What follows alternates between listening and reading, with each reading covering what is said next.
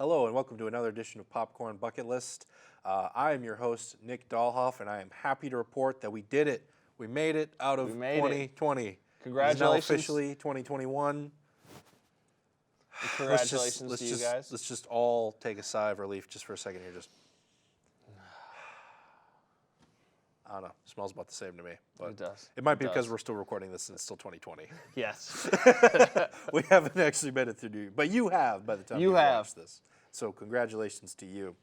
Speaking of the New Year's, joining me to my left, his New Year's resolution is to steal this show from me. I'm not going to let him do it, but it's Mr. Ryan Meyerberg. It's happening. Don't worry about it. It's happening. It's coming season 3. That's Ryan right. Meyerberg show. That's right. So to kick things off here today, last month we did a little preview for a little short film that we here at Omni Entertainment had part in making. We got another little project we've come up with. We've got the short film bug has bitten us. It's been a lot of fun recently. Yes. We're making these little projects. We got another little short trailer here for you, something that we're going to be premiering next week. Let's show that now.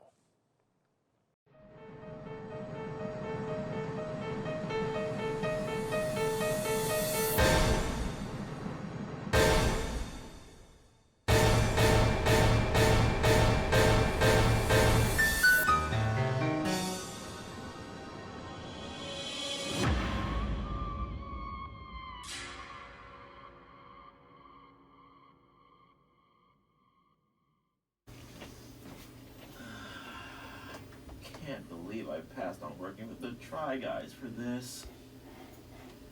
I'm telling you, man, I don't know how it keeps ending up in the fridge. That's just crazy. That's wild, man. I mean, Texas. I'm never going back. I'm never going there either. Yeah, oh, we're back? Oh, we're live. Okay. Oh. Oh, yep, we're back. So yeah, look out for that. We'll be premiering here on this channel, Omni Entertainment, next week, next Wednesday. It was a lot of fun making. Hopefully people will enjoy watching it as well. Yeah, I haven't seen the finished product yet, and I'm really excited to see it. All right, and with that, let's move on to some big news of the month. We usually like to tackle one big story that involves the theaters here in America and across the world.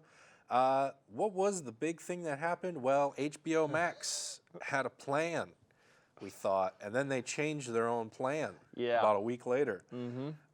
For those of you who don't know, one of the things that they announced in the middle of December was they were going to try something different. I believe we had talked about it on the last episode. Wonder Woman 1984 was going to release in theaters on Christmas Day with a simultaneous release on HBO Max, which is basically Warner Brothers' streaming service. All Warner Brothers properties are on there, I believe. And that was the original plan. They were going to try it with this one. We weren't sure how it was going to work out. We're still kind of waiting to see if it was a success or not. But then, about a week later, before Wonder Woman even came out, before we even got a chance to see if this was a good idea, successful or terrible or or anything, they announced their entire 2021 calendar, Warner Brothers movie calendar, was going to do this as well. Yep, everything they were making. Theatrical release as well as an HBO Max simultaneous release. This is something Hollywood does a lot, I feel like. Before we even get a chance to see if an idea works. To see if it's going to be successful or sustainable. They double down before any of the cards are even handed out. Yeah. A lot of times. But it was a big shock to a lot of people. One person in particular was a big shock, Christopher Nolan. Yes. He had some words. I loved it. He went after HBO. And kind of almost calling other directors to do the same thing, saying that they want their films in theaters, they want people to experience them in theaters, and they want the stuff that goes with that.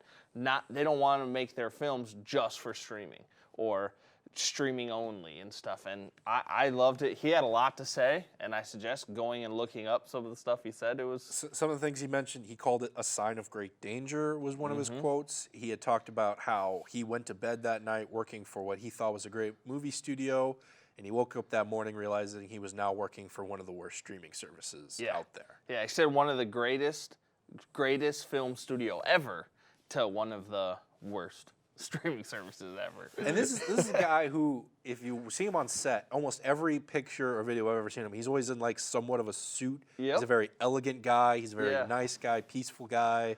I saw an interview where he loves loves some of the Fast and Furious movies. He's a down to earth guy sometimes.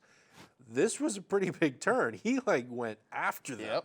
I loved it. I enjoyed it. And part of it, you have to kind of see where he's coming from, because one of the things we learned after this announcement was none of the higher ups really discussed this with anyone. Yeah, it was kind of so as you guys know, AT&T owns Warner Brothers, and part of that was they've had some change in the higher ups of the people, and one of the things that they needed to work on was getting HBO Max.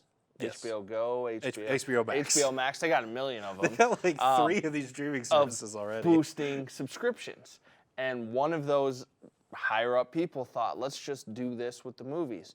And there wasn't really anybody above him to say, hey, no, you can't do that. While everybody else was saying, no, that's a terrible idea. Don't do that. Yep. They went ahead and did it, and I think they're seeing some of the repercussions now.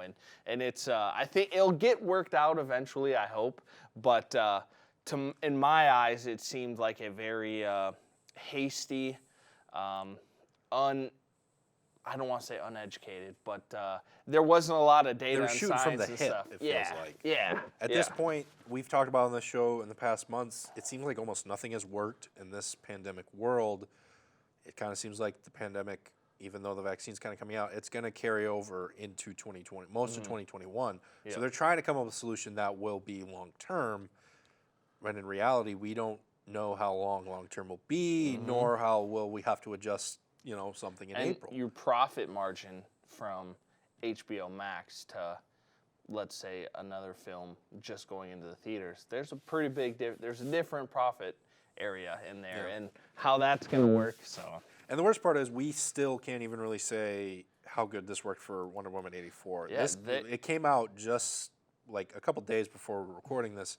It's way too soon to tell if it was considered to be a success. And I know they aren't being quite as upfront as they normally are with their numbers.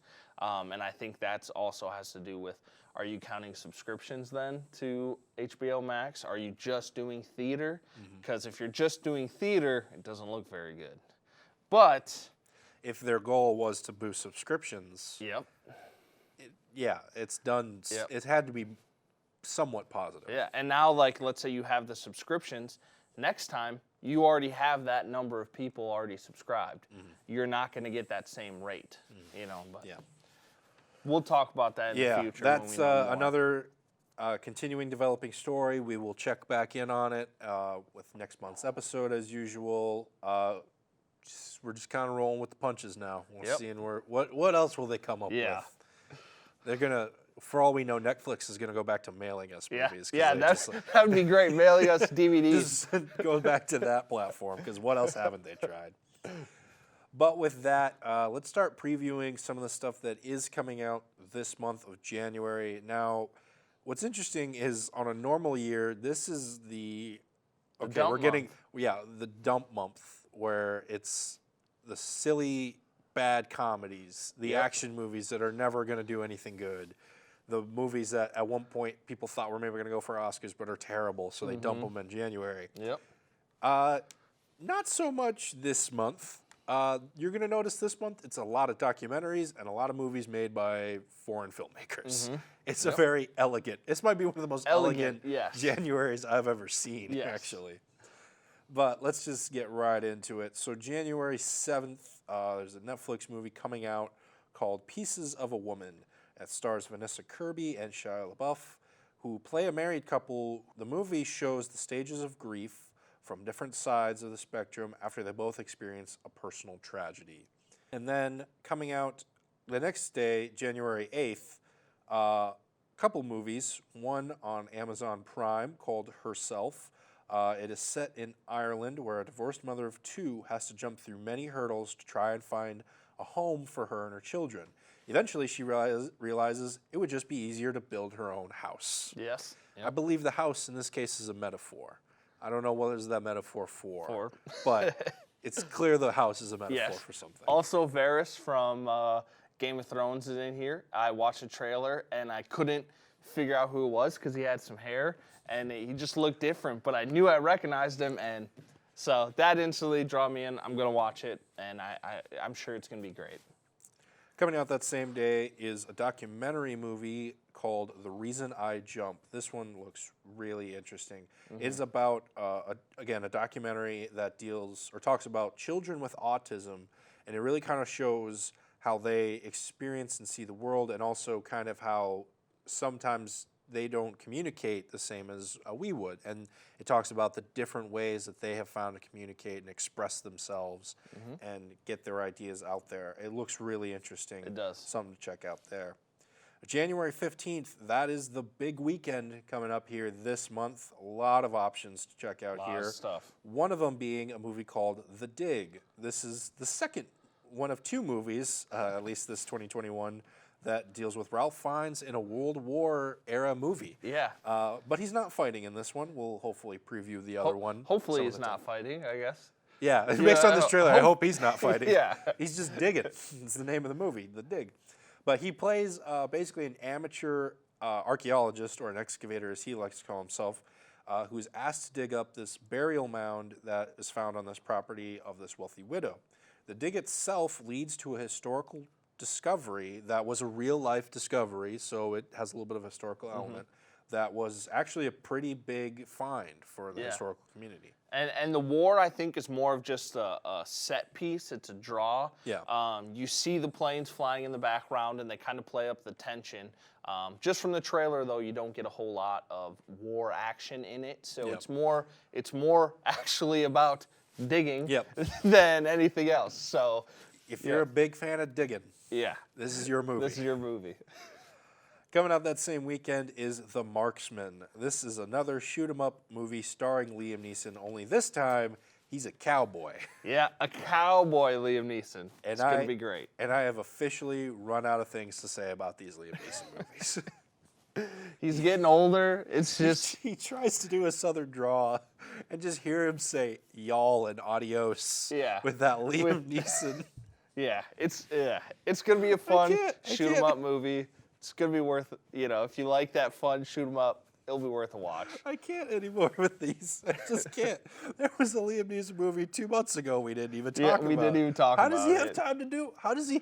When is he ever going to run out of time of shooting people? He's got nothing but time. He's got nothing but time. He just keeps shooting people. Anyways. Also coming out that same weekend, back to... it's serious. We're doing serious. These are serious movies now. It's serious. Yes. One of them is another documentary called MLK/FBI. This again is a documentary that basically talks about how the FBI spied on and essentially tried to blackmail Martin Luther King Jr. during the 1960s when he was at the height of his power during the civil rights movement. And it talks about how they even kind of harassed him and all the ways they were really spying on this guy. Yeah. Like some of the things they talk about in the trailer, you would have thought this was one of the worst like espionage terrorists in the world for all the things. They were bugging everything. This guy had. Sending him stuff, all kinds of stuff. Oh yeah. So definitely gonna be, I think, worth a watch. Yeah. But continuing with the civil rights tradition, coming out that same weekend also is a movie called One Night in Miami. This is Regina King's narrative film debut. I believe she's directed some TV episodes, but this is her first feature film. It is an Amazon Prime movie, and it basically asks the question, what happens when boxer Cassius Clay, preacher Malcolm X, singer-songwriter Sam Cooke, and football star Jim Brown all share a room together in Miami? This was, I believe, okay, so it's a little vague, but it was based on some sort of true story. Yeah, But the story we see is fictionalized, but something like this did happen. I think it's almost kind of like a Quentin Tarantino take on history. That's a good way to put it. Yeah, that's kind of what it is, but it's also got this probably awesome side story thing that didn't happen, but it's going to be a good story.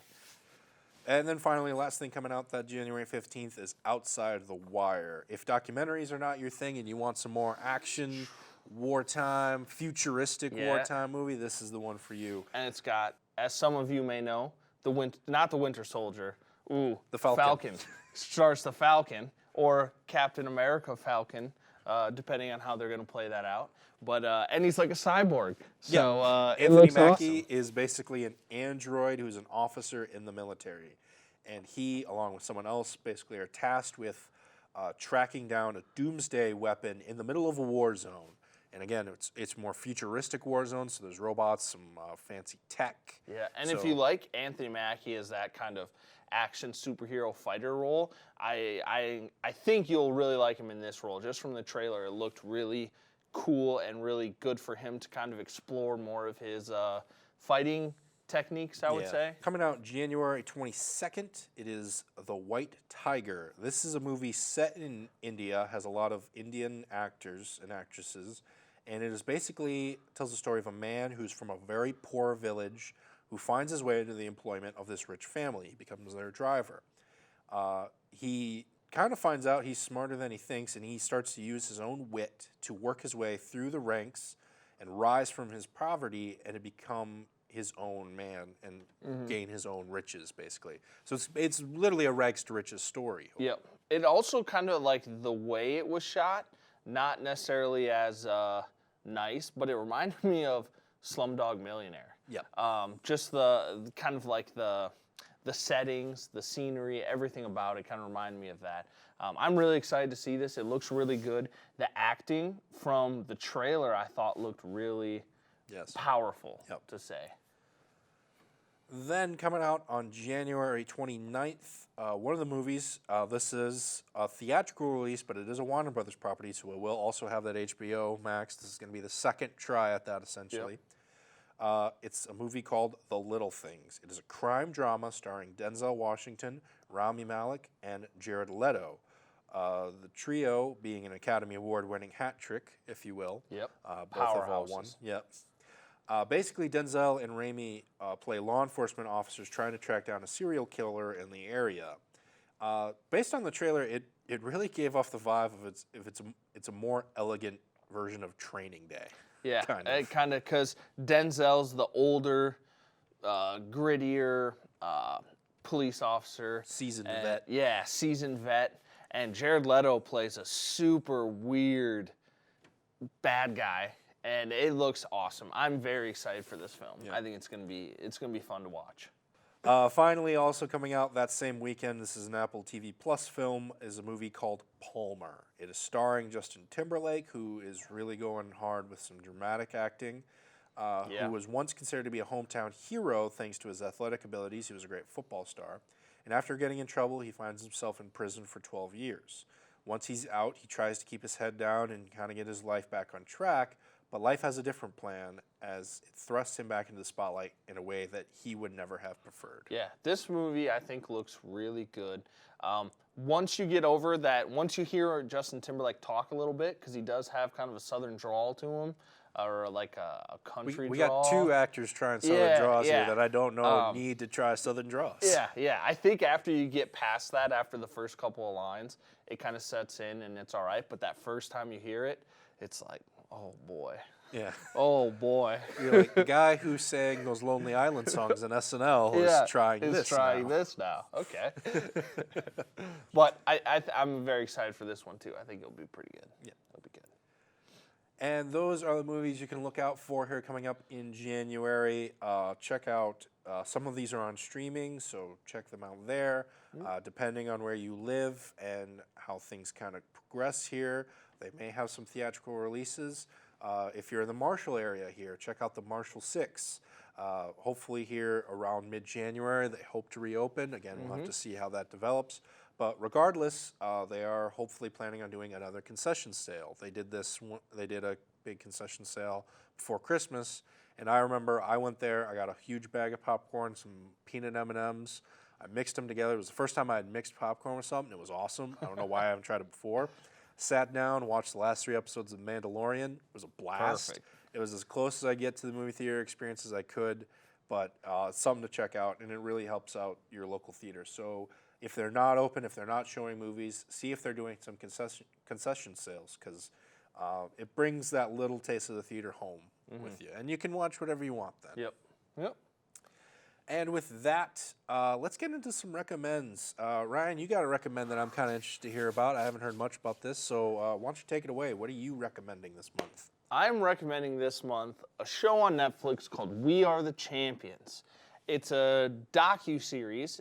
It's got, I think, like 6 episodes or so. I'm about 3/4 of the way through, and each episode is based on a different sport or activity or something unique. The first one I watched was a chili eating one, which was the chili eating capital of the world is a guy. His name's Ed something from like Carolina, and he's the one that made the Carolina Reapers, and he brings all these people in. Awesome. There's one about dog dancing, like the world competition for dog dancing. There's also yo-yo and competitive hairstyling. So it's just a great. It's about 25 to 30 minutes per episode, and it talks about these weird, unique sports or competitions. And I was fascinated by it, and I wanted to learn more about it. And I watched the cheese rolling one, and I almost made me want to go over there and try to do it for fun, to be a part of the event. But it's worth a shot. It's on Netflix. We Are the Champions. Give it a shot. The only experience I have with competitive hairdressing is my mom chasing me around the house, making me comb my hair before church. So that's something I would love to see, kind of how other people actually do that. Unbelievable. Yeah. Unbelievable. So my number one recommend for this month, it came out in theaters in some areas. For some of us, we had to watch it on HBO Max, HBO Go Max, whatever it's called now. But I'm recommending Wonder Woman 1984, or WW84, if you will. I've said on the show before, I'm a big DC fan. I'm a big Wonder Woman fan in these movies. Gal Gadot is great. I thought she was great in the first Wonder Woman. I thought she was pretty good in Justice League. They didn't really give her much to chew on or really act on. A lot of actors didn't. But I think she takes it to a next level in this movie. Not only her, but I think all the performances across the board are great. I was one of the people who questioned Kristen Wiig as a villain in this movie. I saw that. I'm like, the same girl who played Gilly, the same girl who played Target Lady is going to play one of the fiercest, most powerful villains in the DC universe. She nails it in this movie. She's great in this. Pedro Pascal is having a fun time where he actually gets to show his face. Yeah, you get to see what he looks like. You get to see what he looks like. And yeah, he gets to have fun with it. Yeah. For those of you who don't know, he plays the Mandalorian, so he never gets to show his face ever. Yeah. But yeah, I actually got to see his face with the voice, which was a little jarring at first, but he's great in it as well. So check that out, as well as We Are the Champions. Mm-hmm. 2 great recommendations, I think. And that's going to do it for us here on this episode of Popcorn Bucket List. Once again, be sure to check out your local theaters, see what they're doing as far as concession sales or as far as what theatrical releases they have. Also, if you have any of your own movie recommendations or TV show recommendations, anything you want people to check out, leave those in the comments down below. And please check back here next week for the premiere of Saint Nick. That is Omni Entertainment's new short film. For myself and Ryan Meyerberg, we'd like to thank you so much for watching, and we'll see you next time.